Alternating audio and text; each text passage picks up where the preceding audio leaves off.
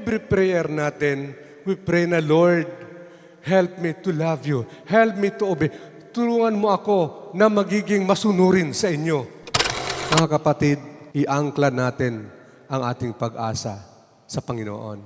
Dahil ang kanyang pagmamahal ay hindi nagmamaliw.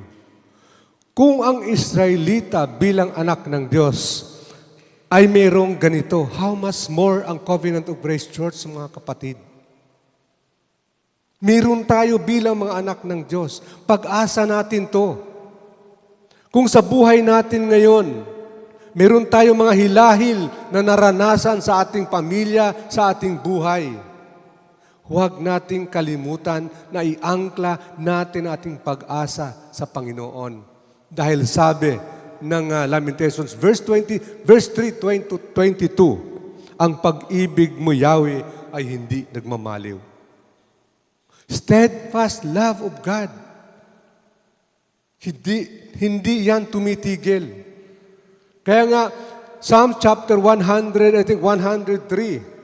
verse 11, ang pagmamahal ng Diyos sa kanyang mga lingkod, sa nasakop sa kanyang covenant, ay kung ano ang distansya ng lupa at ang langit, ganun ang pagmamahal ng Diyos sa kanyang mga minamahal, sa kanyang mga anak.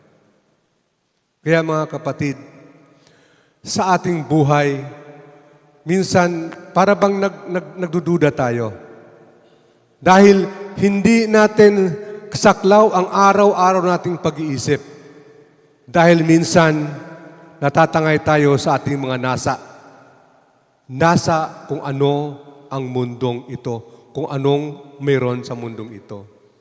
Mga kapatid, practice natin every day. Feel the goodness of God. Feel the love of God every morning. Kaya nga, sabi nga sa verse 23, ito ay laging sariwa bawat umaga. Katapatan mo'y napakadakila. So this month of January, ito pa ay sakop ng pagsimula ng year 2026. Minsan before the year comes, nag-isip na tayo ng mga New Year's resolutions, baguhin ang aking ugali, baguhin ang aking buhay. Mga kapatid, nasa Diyos na binigay sa atin every day. Binigay na sa atin ang mga pagbabago bilang isang born-again Christian. Ang salita ng Diyos ay may katotohanan. Ang kanyang compassion, ang kanyang mercy ay nagbibigay ng refreshment sa atin na pagbabago to refresh every morning sa buhay natin. O nga naman, pag natulog ka, buong magdamag, wala kang kamali-malay sa mundo, patay ka. Pero sinadya ng Panginoon para makapagpahinga ang iyong isip, para magpapahinga ang ating katawan, paggising natin ng umaga, refresh na refresh tayo.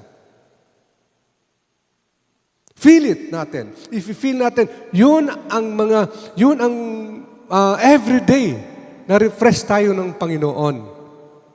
Hindi na kailangan ang Diyos ay hindi na kailangan na sinasabi ng Diyos ay 1 month magbabaguhin kita. 1 year babaguhin kita. Because every day, binigay na sa atin ang kanyang biyaya to refresh us every morning, every day sa buhay natin. Kaya sabi nga ni John Piper, kahit sa gitna ng inyong paghihirap, kinabukasan, ma-refresh ka dahil buhay ka. Binigyan ka ng pagkakataon na upang huminga. Bigyan ka ng pagkakataon upang lumusog ang inyong katawan. That's blessing, mga kapatid. Kaya yun ang dapat ipagpapasalamat natin everyday sa buhay natin. That's steadfast love. Never ceases. Mercy ay hindi kapantayan ng Panginoon. Diba? Yun ang nagbibigay sa atin ng refreshment, pagbabago. Kaya lang, minsan, sabi nga ni Sister Let, oo nga, binigyan tayo ng refreshment every morning. Pero ang likas ng isang tao, kapag sumagana ang isang tao, ayun, nakakalimutan na ang ginawa ng Diyos sa buhay natin. But mga kapatid, ito'y paalala natin sa lahat. Ang Diyos lumikha ng lahat ng bagay sa mundo, even our lives, even our sustenance. But hindi lang ibig sabihin na nung nilikha niya ang lahat, tumigil na siya. No. Patuloy hanggang ngayon, gumagawa siya sa buhay natin. Dahil siya ang nagbigay ng sustenance sa atin.